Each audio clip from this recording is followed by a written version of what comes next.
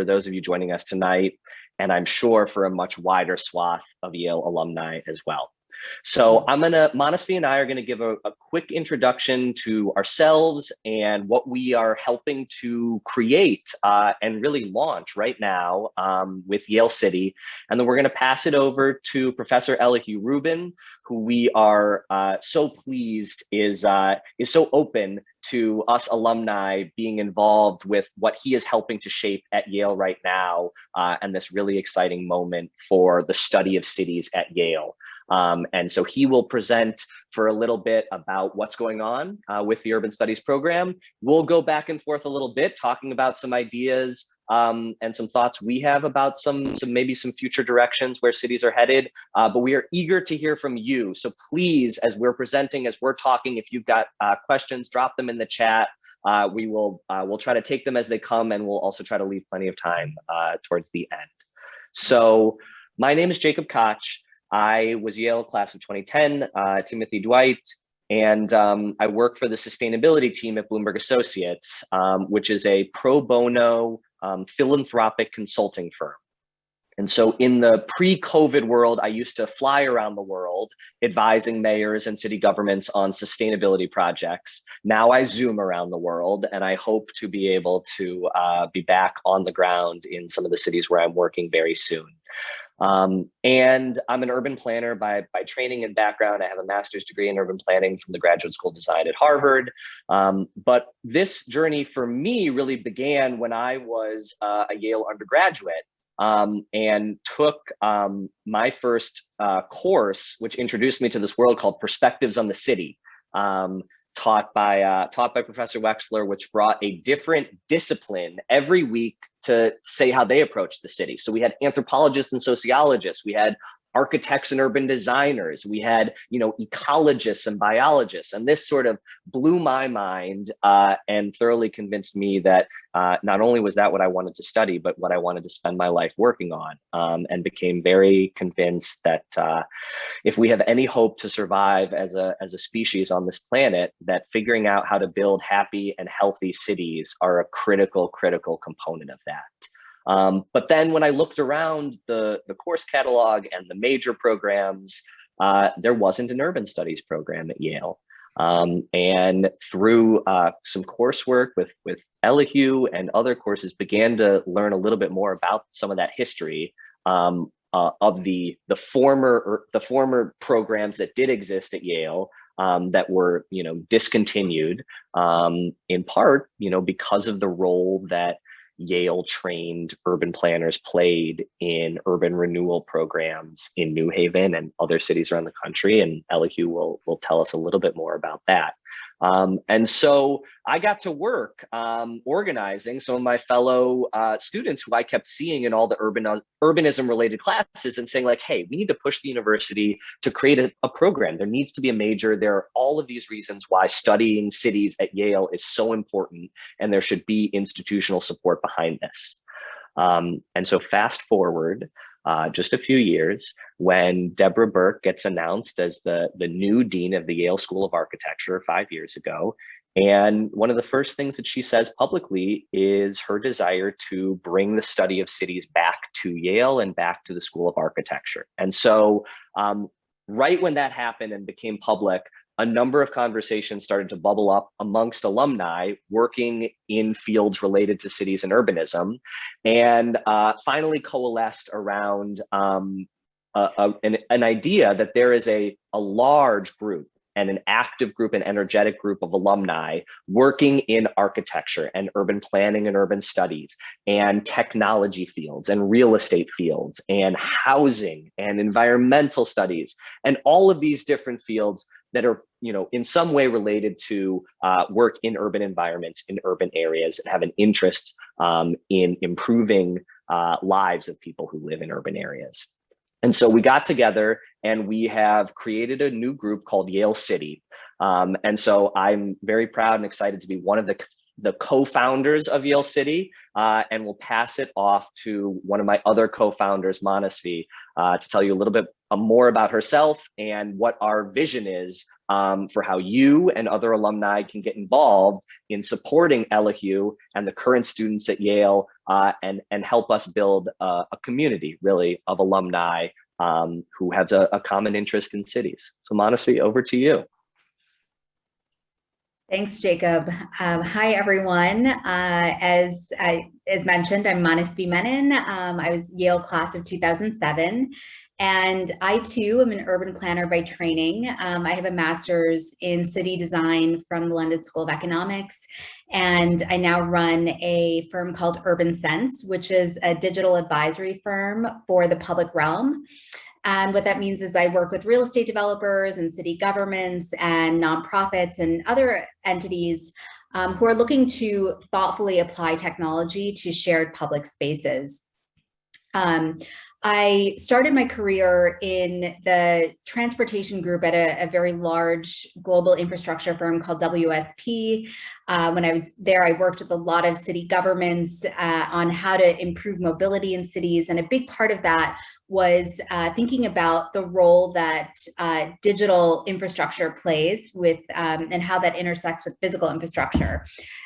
So that led me to a company called Intersection, which is an Alphabet-backed company that was building technology solutions for cities.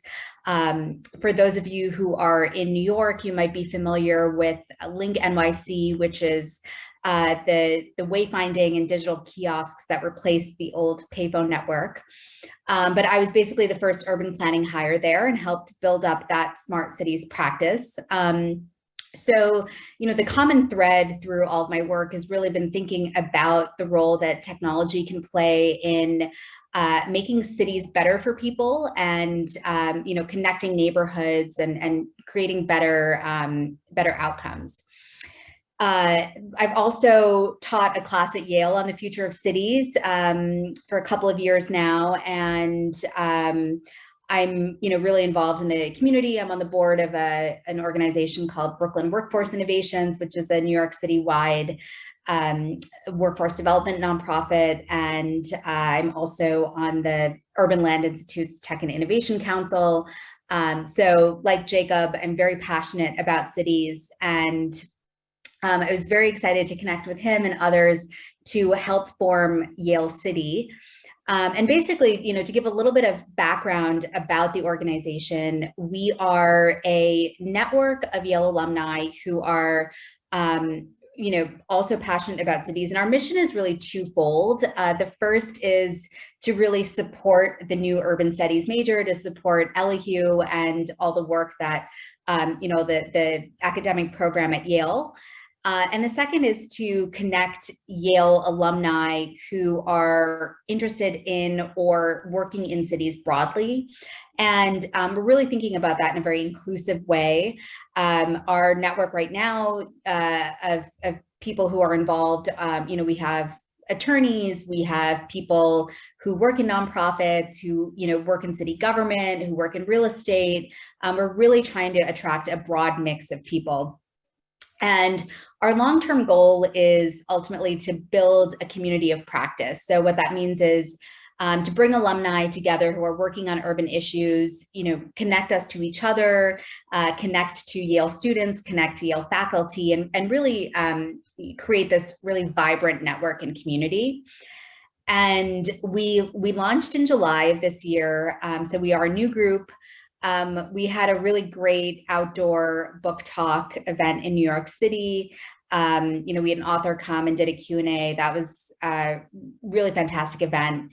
And we've been talking about and planning a number of other types of programs. And, we welcome suggestions, we welcome involvement. If any of you are interested, we are planning to bring Yale students to New York. We're planning a trip to New York and an event at the Yale Club, hosting more events, both virtually and, hopefully again, sometime soon in person. Other things that we've talked about are mentorship programs, internships, setting that up as a resource for Yale students. career panels, and also fundraising and really helping to institutionalize and expand urban studies at Yale. So we have a lot of ideas. We're certainly looking for, anyone who's interested in getting involved. There's a lot more to come. If you're interested, the easiest thing to do would be to either reach out to either Jacob or I or Elihu, after this, or please go to our Yale City LinkedIn page, which is actually a great way to just stay up to date on what we're up to and what we're thinking about.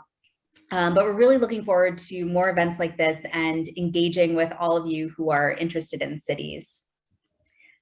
So with that, I can pass it to Elihu, I guess, unless Jacob, you have anything else to add. And Jacob just posted the link. I dropped the link to the LinkedIn page in the chat, so please sign up and follow our page, and that's where all the information about upcoming events will be posted and other ways for you to get involved. Yeah, thank you. Elihu? Yeah, great. Thank you. Thank you, Manasvi and Jacob, and to all of you for participating. It's really great to be with you.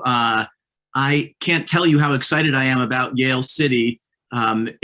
This support, it means so much to me and to my students. I mean, for me, it's all about connecting Yale undergraduates with mentors who can help introduce them to different career paths in urban studies. And there are so many, from journalism and filmmaking to nonprofit work, real estate development, design fields. And it's awesome to be here with Jacob and Manasvi. I mean, for a conversation on the future of the city, we have an expert in sustainability, which is absolutely indispensable to thinking of the future of cities, and someone who works in technology and introducing technology to public spaces. So, what our students go on to do is absolutely incredible. And, the students in the urban studies major now, they're thrilled to have this alumni group that's eager to meet them. And it's just a terrific feeling to have this kind of support and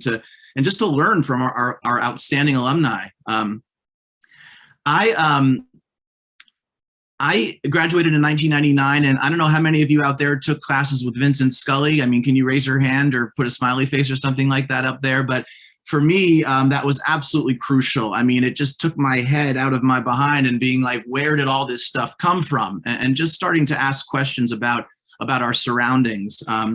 That was central in pushing me into this direction.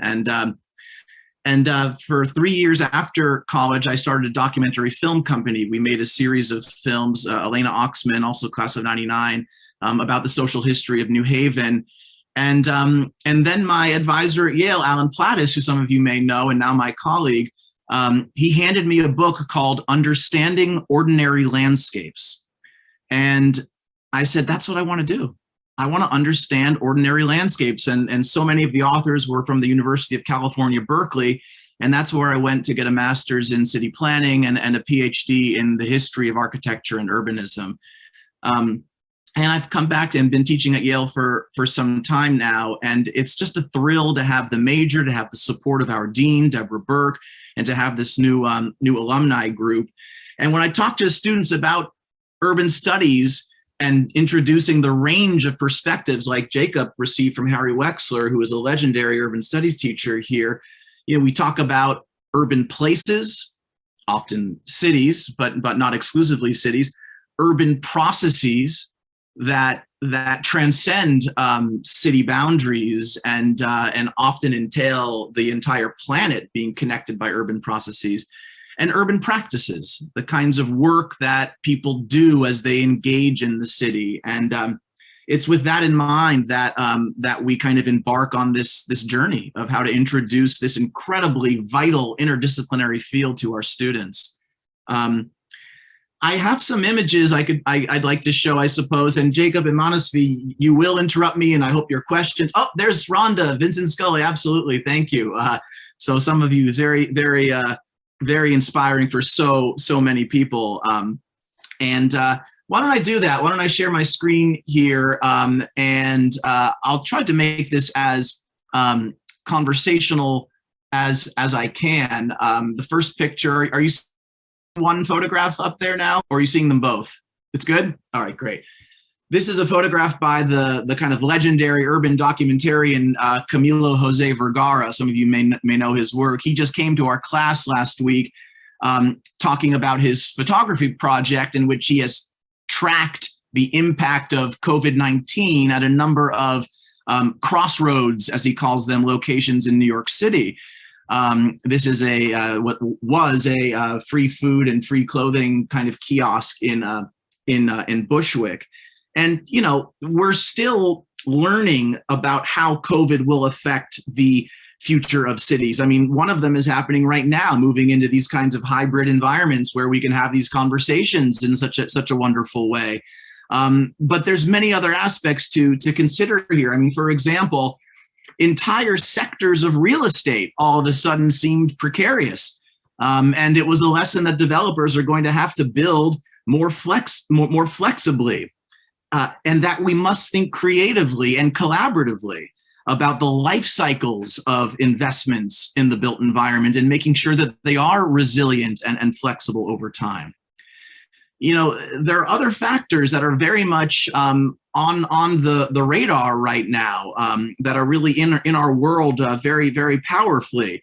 I mean, in teaching the history of American cities, for example, the residential security maps or the redlining maps of the 1930s are unavoidable sources of evidence in a larger pattern of segregation and institutionalized racism.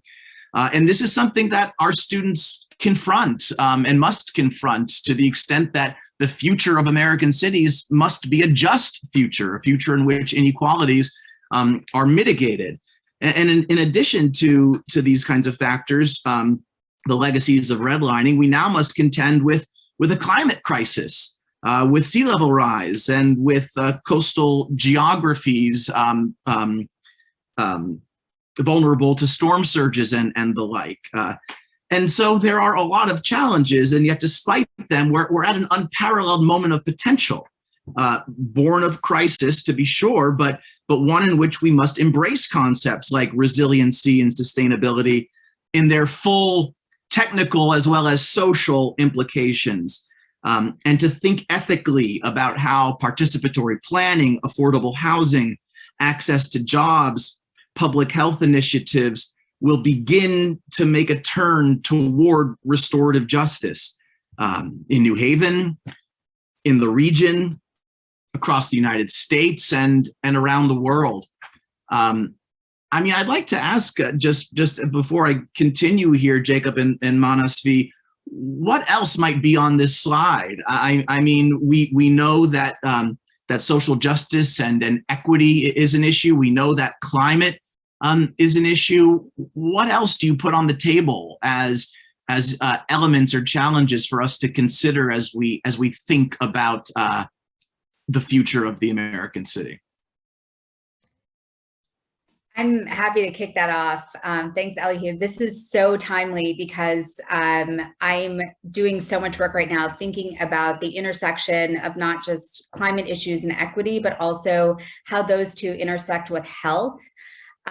So it's really, I mean, you know, we could branch out from there, but it was great to see you know, folks here like Shirley, who's on the call working with older adults and, you know, on age-friendly communities, you know, also thinking about just, you know, the impact of climate and health.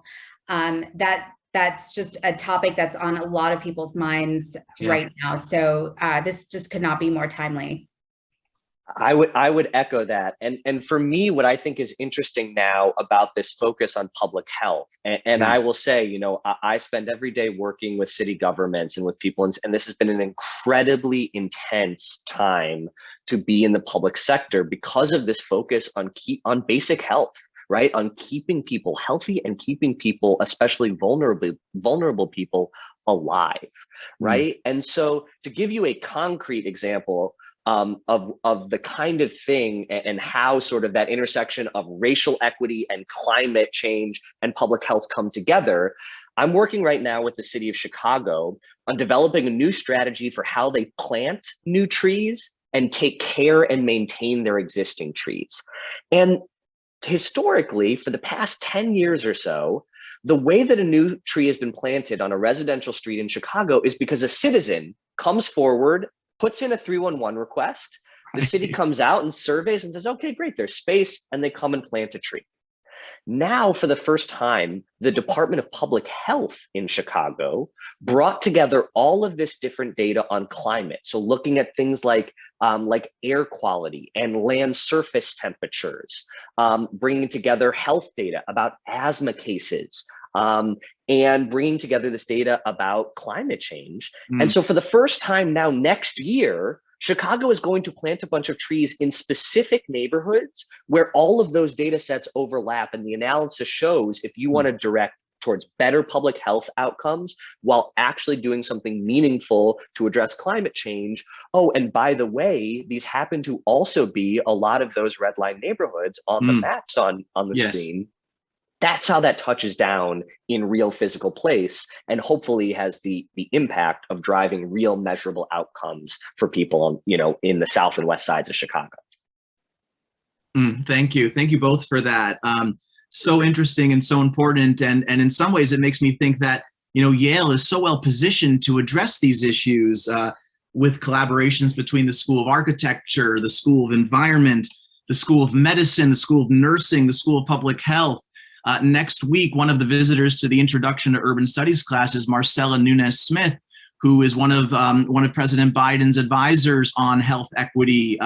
And she's just an incredibly inspiring person. And we're in that moment where we're making those connections across the schools to really amplify our ability to get involved. To the extent that that the Urban Studies program, we have this new major, which I can talk more about. But in some ways, there's been work happening at Yale for many years, including some people who have mentioned this as well. For example, the Yale Urban Design Workshop has been engaged as part of the Rebuild by Design initiative in places like Bridgeport, Connecticut, and for more than 25 years. Under the leadership of Alan Plattis and now Andre Harwell, the UDW has been engaged in community-based planning and research.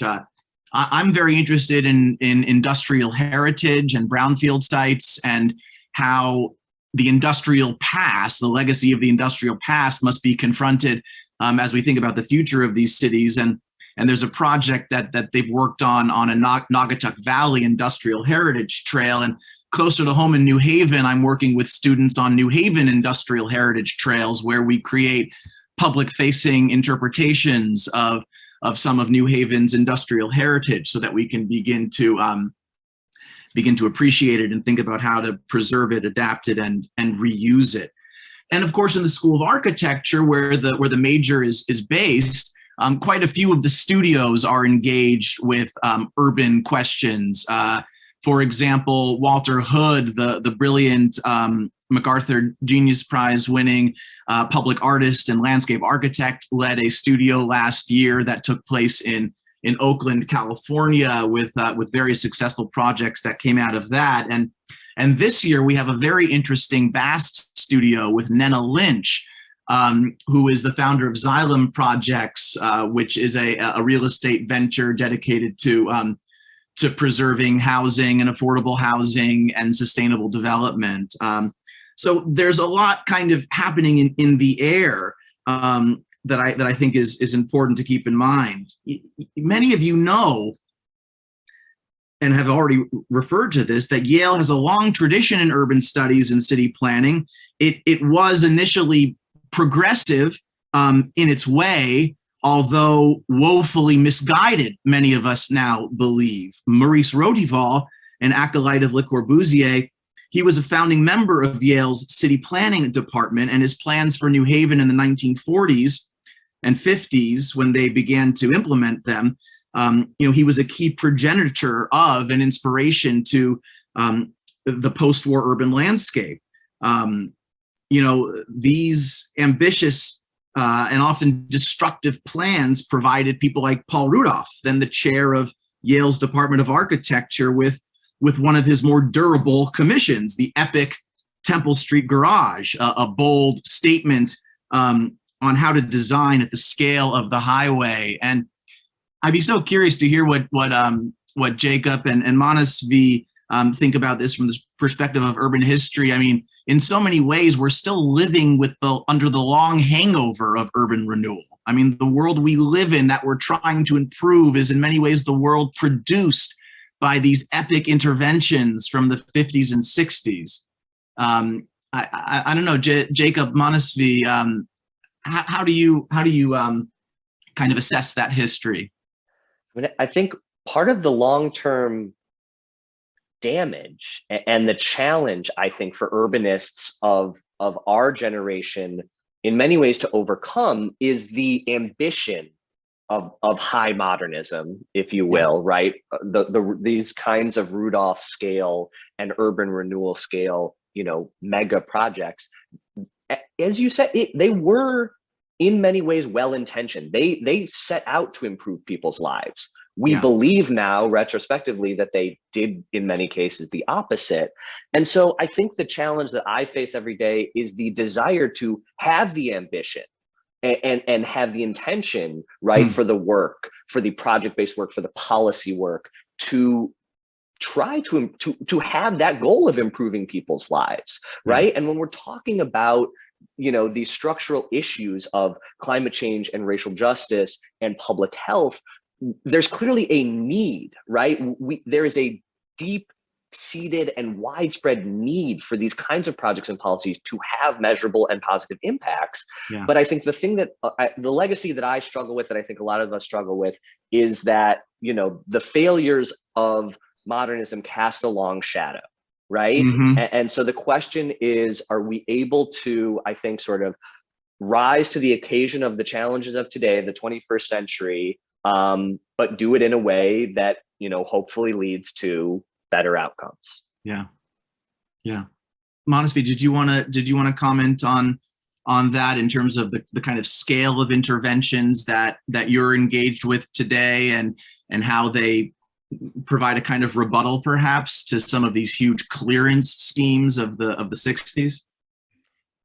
Yeah, I mean, I think, what Jacob said is spot on. And just from a very tactical perspective, a lot of things that planners and developers and policymakers now are dealing with in cities is how to think about the reuse, the actual physical impact of these spaces. In New York, we see the implications of Robert Moses planning in the city and these highways that physically, bifurcate neighborhoods, and thinking through, what are ways to actually, and I don't know that adaptive reuse is necessarily the right term, but just on a tactical level, how can we activate spaces under highways or repurpose garages like the Temple Street garage in ways that are more welcoming or porous, and able to connect those communities rather than acting as dividers. So,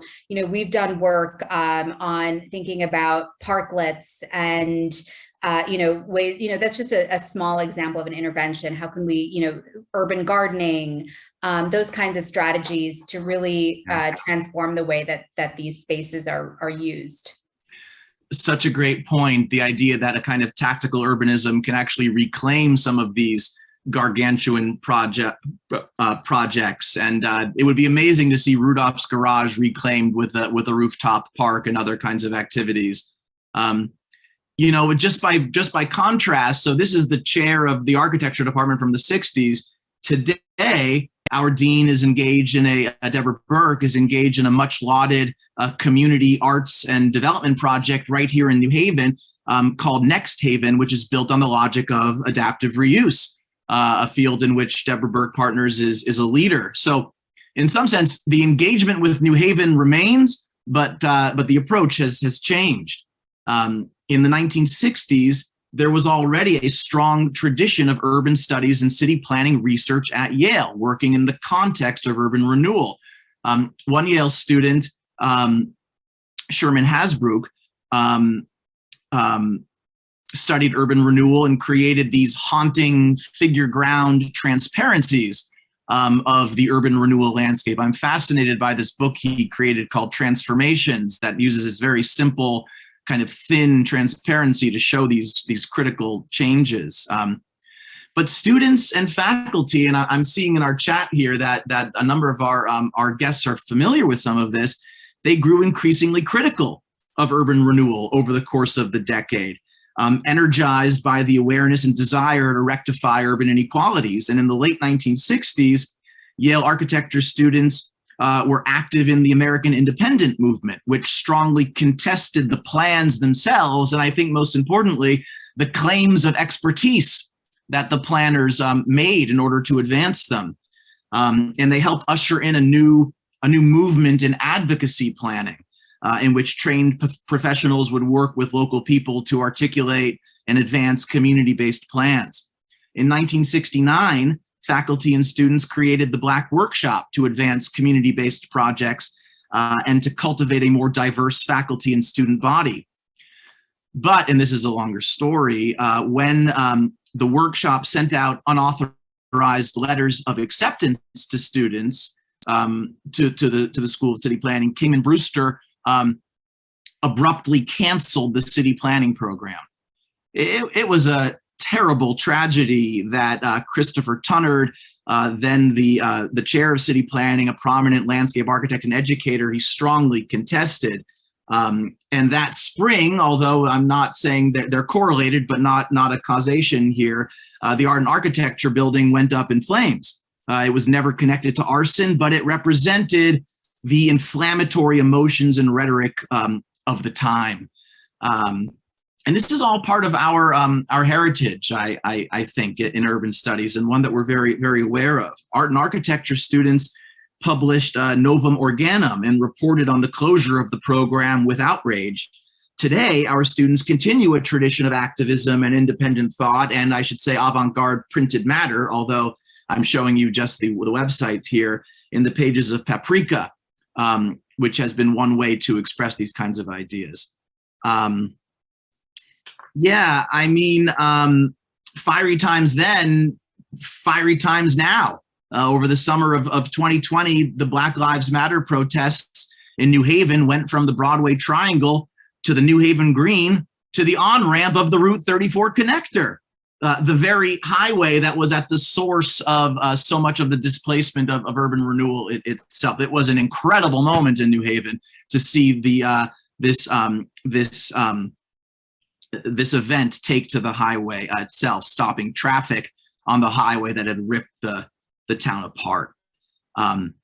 So this is the context of the new urban studies major.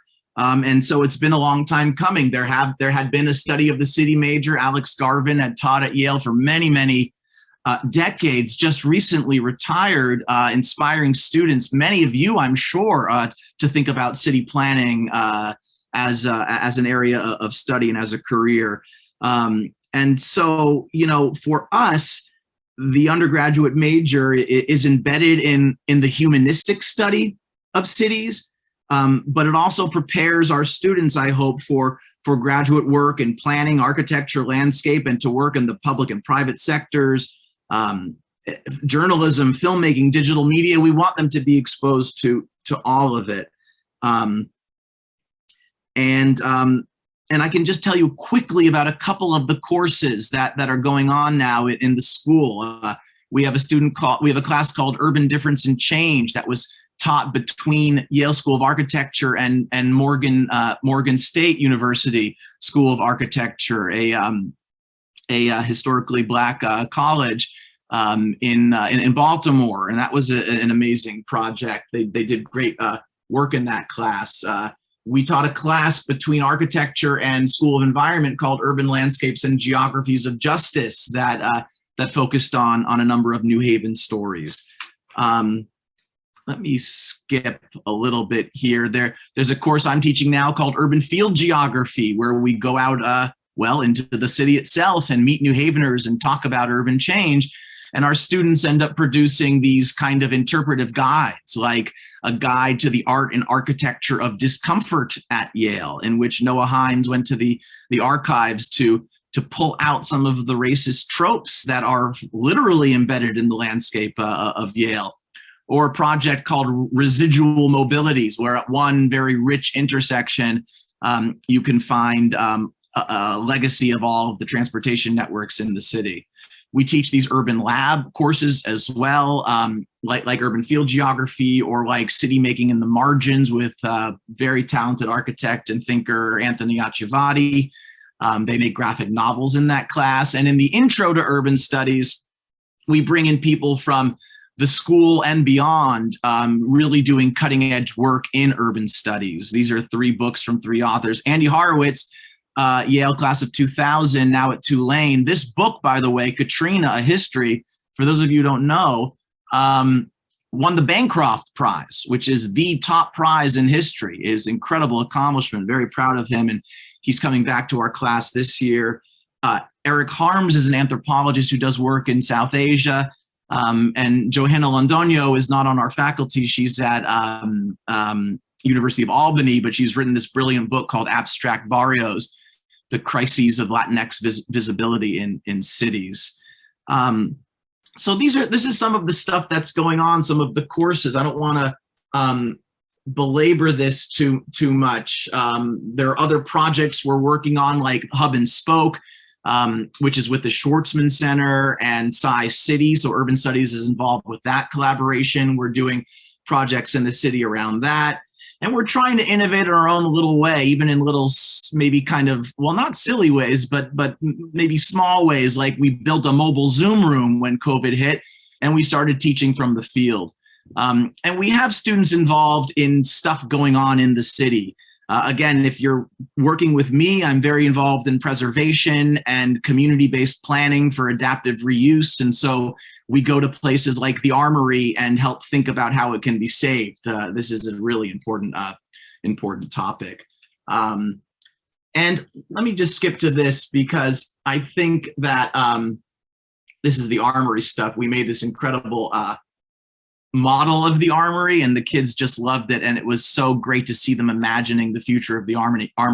But for those of you, you got to come back to New Haven. Incredible development. We have all of these new apartment houses going up, these 5-over-1 podium buildings, stick frame over concrete base. It's fascinating to see them being built all over the city. There are entirely new landscapes. This is basically Worcester Square. You can't even recognize it. And in the meantime, this is my last slide now. In the meantime, we are losing buildings, like the Bigelow Boiler buildings on River Street that we've been looking at for years. And it is a travesty, in my opinion, that we weren't able to preserve buildings that had been ignored by the city for so long. And Elihu, there's a question in the chat about some of the political polarization going on and in the country right now, and how that's impacting urban planning. I wonder if you maybe want to respond first to that, and just I'm interested in how you see some of those political polarities playing out in New Haven on campus, amongst the how that's impacting the students in the urban studies major right now. How does that impact what they're thinking, what they're interested in? The first thing I think is that to a degree, the political polarization is a story about cities. As much as it is the coasts versus the center, it's the cities and the periphery. It's the blue dots, right? It's the blue dots everywhere, often in seas of red. And so urbanism and urban studies is bound up with those polarities, and cities are bluer than other places, almost without fail, I would say, in terms of voting Democrat. I mean, in New Haven, the election is the Democratic primary. And I think that's true in New York, of course, and so many other places. I hope that we can keep the spirit. I mean, universities have gone very far to the left in many ways, and not everyone agrees with that. And yet, if we don't confront historical inequalities, and cities have been the crucible of inequality, we're doing a disservice. We can't address these issues if we don't confront them. And yet it's a place where we continue to disagree. But universities have gone very far to the left. And I hope that my students who are more conservative, or that grew up in Republican households or whatever it may be, feel comfortable sharing views too. I think we're able to do that. But the polarization is an urban issue. I mean, how do you two view that question? Well, Manasvi, I also want to hear from you from the sort of some of the technology focused projects that you work on, right? I think sometimes there's this notion that technology can be politically neutral, right? Or sort of has, more sort of middle of the road sorts of norms and values attached to it. But, as various smart city projects that have become, more contentious, I think, in recent years, and issues of privacy, I think I'd love to hear what, how that impacts some of your work on, sort of technology in cities. Mm-hmm. Yeah, absolutely. I think, going back to this issue of, polarized political environments, I will say, I think cities kind of also offer this beacon of hope. And, when we see such gridlock and dysfunction at the national level, and even that trickling down to the state level, I think cities in some ways have been sort of leading the charge on a lot of innovation and, kind of accomplishing things sort of in spite of what we're seeing at the federal level right now. So yeah, I'm still very bullish on cities being able to kind of overcome this gridlock that we're seeing nationally. And then, to the issue of technology, I think as just from a personal standpoint, our devices, our world is just becoming, a lot more connected.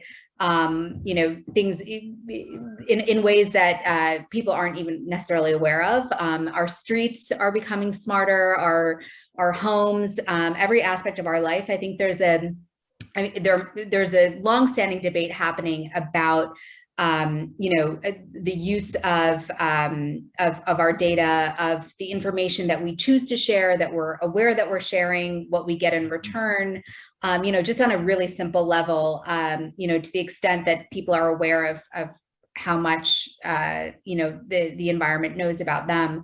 And then, of course, there are, much bigger issues that we've seen just about the role of, companies like Facebook and other networks, and really kind of, we don't need to go into all of everyone's aware of all of the, challenges that these social network companies have faced. But I think there is just, this all kind of brings to the forefront this is a new world, and policymakers are in many ways catching up and trying to figure out, trying to play catch up and figure out how this, how all of this should be managed from a governance standpoint. Yeah. Yeah, and I want to build on that too, Manasvi, because I think, I grew up in Chicago, which is a city which we like to say, there's no Democrat way to pick up the trash. There's no Republican way to, sweep the streets of snow. And those are the kinds of, day-to-day quality of life issues that I think, urban residents demand of their government, and I've always felt like the way that politics works at a city level is fundamentally less ideological than the kind of polarities that we see now, as politics increasingly feels more and more nationalized, right? And these races, which used to be local races focused on local issues, have become, about these bigger things that very often do more to divide us than to bring us together. But I will say, and Manasvi, this is, to your point of the sort of governance structures, and Elihu, to your point about cities often being these blue dots in red or purple states. I've been working in cities which very much are these blue islands, and they are fighting against state legislatures who are passing laws to take away the powers of city government. Right. And so, yes, there isn't a Republican or Democrat or a right left way to pick up the trash. But if the state legislature takes away a city government's ability to pick up the trash in the way that it wants to, all of a sudden, that I do think there are a set of sort of urban planning, urbanism issues that are becoming politicized, largely because of the role that state legislatures are playing in preempting and taking away powers from city government. And I can give you all sorts of examples from my work in, blue cities in red states, where that is really adversely affecting the ability of a city government and a mayor to do their work. Yeah, absolutely. We've got some other good stuff in the chat here, Elihu. Some questions about James and Deborah Fallows talking about the rejuvenation of mid-sized and smaller cities, which I think is a wonderful, New Haven is sort of the prototypical sort of, mid-size American cities in many ways. Yeah, that's an important insight that in urban studies, I think for a long time, there's been a real kind of bias towards the big cities, which in some ways are the most exceptional. I mean, New York is not the typical city, it's the exceptional city. New Haven is much more typical, Jacob, as you've just suggested, and a lot of the smaller cities that that James and Deborah Fallows visit as they kind of fly their little plane from city to city are a lot more like New Haven than they are like New York. And it's very challenging. I mean, I'm curious from the perspective of economic development, where the two of you think. I mean, in planning, we often throw out this term meds and eds, right? In the post-industrial world, it's meds and eds that help drive the economy, or the FIRE industries, of course, finance, insurance, and real estate.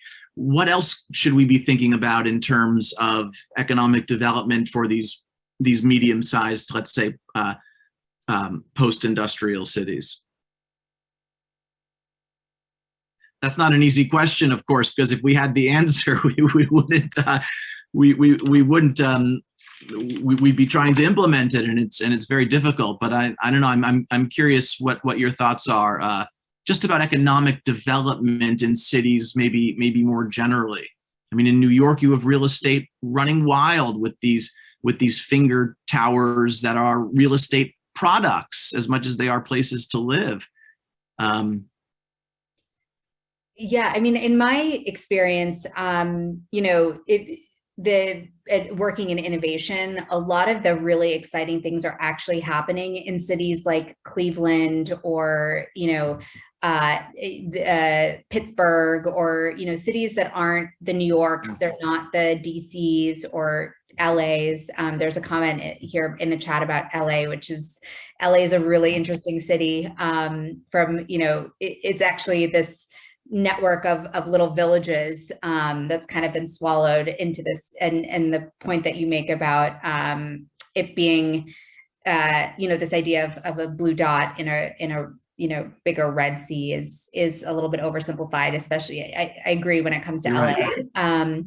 But just from the ability to and I guess this maybe isn't answering the economic development question, which I'm skirting a bit. I think the topics you listed are the right ones, but from the perspective of being able to stand up projects quickly, do things like what we saw in the in Camilo's photo with that pantry and on the sidewalk.